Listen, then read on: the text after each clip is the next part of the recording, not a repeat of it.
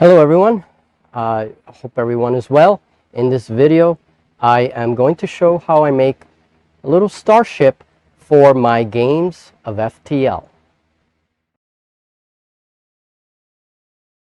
So first things first, I start with recycled foam, and this is the foam from produce packages. I cut up some rectangles so that I have some flat foam to work with, and this is my favorite foam to use.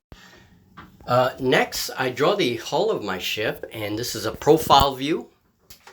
And whenever I need to make duplicates of one thing, I usually use the piece I cut and then trace it on another piece of foam and then cut it up. Later, I take my file and I just file them to size. So this way I can make duplicates of certain parts, and that's what I'm doing here. I'm filing both of them at the same time. And getting them adjusted to the size that I want. I'm using tacky glue because it's great glue, and I take a toothpick and put a little bit of tacky glue in it, and this is going to be the nozzles for the engine. I'm going to make them like cylindrical, and I start adding pieces of foam and filing to my template that I cut after drawing it. So, and that's what I'm doing here, and you can see the engine's already in place, and I'm just filing everything up. And I added quite a few pieces of foam as detail. So the hull of the ship is starting to build up quite nicely. I also use wire, and this is 20 gauge wire that I buy at Walmart, and I use it to secure pieces together. I put a little bit of glue on it, and then with my pliers kind of push them in, and this way they bolt pieces of foam together. It really strengthens it, and so it's a nice practice for making these models. And of course I cut with my X-Acto knife. That's how I trim things and get more of the shapes that I want. So here is another piece that I'm adding to the rear of the ship, and you'll see what this is like when I'm done. I have to decide what's going to be the rear, what's going to be the bow, and go with that. So there it is. There's the ship now taking form. I'm adding little wires to the front, to the bow of the ship, and I want these to be guns. And here this is a very random process. I just cut up rectangles and shapes, anything that comes to mind, and I glue it using a little bit of hot glue to the hull of the ship. And you can see how all the structural detail builds up when you do that. And I also add toothpicks for masts or anything like that.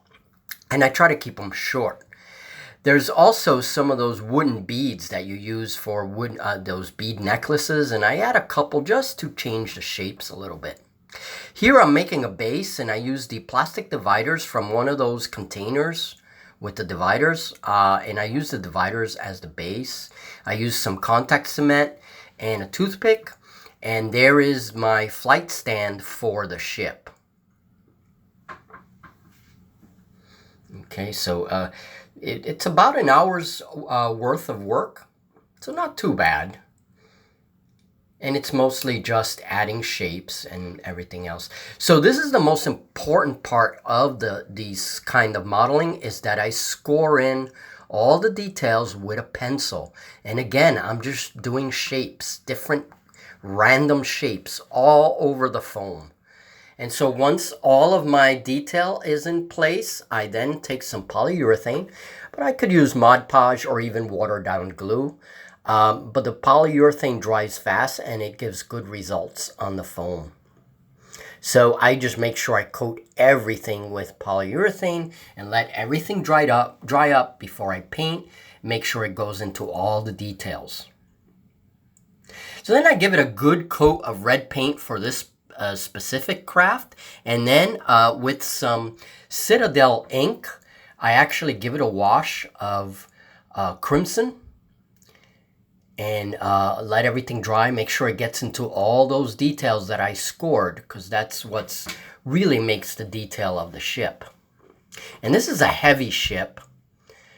And then I add a few dots of yellow and blue, and just kind of represent lights in the ship, right? It gives it a little extra touch, and this is new. I also do the little bit of green for the engines, and I'm going to add a little glow-in-the-dark paint to the engines as well. So this piece is just about finished. I got to do a little bit more painting and fix up the base a little bit, and there it is, ready to do some action. So I'll be making more ships for this particular fleet, and that's it. So this is another, I love experimenting, and this is another design based a little bit on Homeworld, and inspired by that, by the mothership of Homeworld, and I just added a little bit of my own touch. So I love experimenting and trying new shapes and new designs for starships. So that was my little ship project for today, and I'm trying to get a game in of FTL, hopefully sneak one in next week, a solo. We'll see about that, because already next week is already booked with quite a few things coming. Stargrave, Oathmark, you know, and just and maybe even a collab for Bug Hunt 5 Parsecs. So busy next week. But if I can, I'll sneak in a little bit of FTL, and I want to use these little ships that I'm making for my fleets. So when I'm making a fleet, sometimes I'll start with the capital ships, and sometimes I'll start with the smaller ships, depending. And whatever I do, I try to have them similar. They're not going to be carbon copies of each other, but similar in such a way that they'll look like they belong together, right, in a fleet, in a unit. So that's probably the next thing I'm going to do, is the lighter ships, the smaller ships that'll go with this one. So yeah, we'll see what happens. And construction time is about an hour, and that's not including painting and letting things dry and all that. That usually takes a little longer.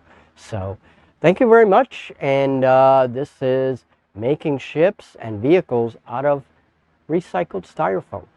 For more foam projects, check out my scratch built model playlist. Here is a foam Land Raider with different techniques, and it has a lot of moving parts and even some World War I tanks.